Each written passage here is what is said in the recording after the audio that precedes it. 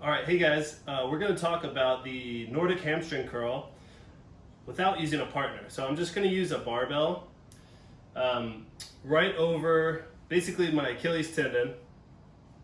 You want two pads, one for your knees and then one for something in between your ankles and the bar, because you can do it directly against the bar, it's just kind of painful.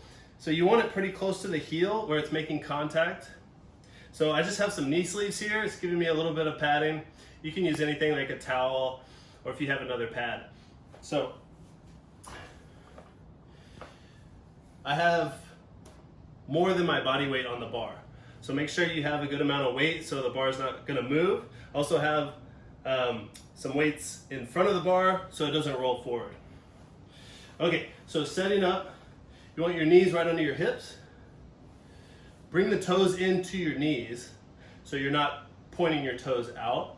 That'll create some cramps in your calves. So what you want to do is from here, slight bend at the waist, leave your hands down, and then slowly tilt forward. You want to maintain tension through the hamstrings the whole way down and the whole way up. So even when you have to catch yourself at the bottom, you still want to be pulling through the hamstrings. So I'm going to go down. I'm still tight. I'm still pulling through my hamstrings, even though I have to use my hands a little bit at the bottom to push myself up. So staying with that same bend at the waist the whole time. So just a slight bend. And I'm pulling with my hamstrings all the way from the bottom back up.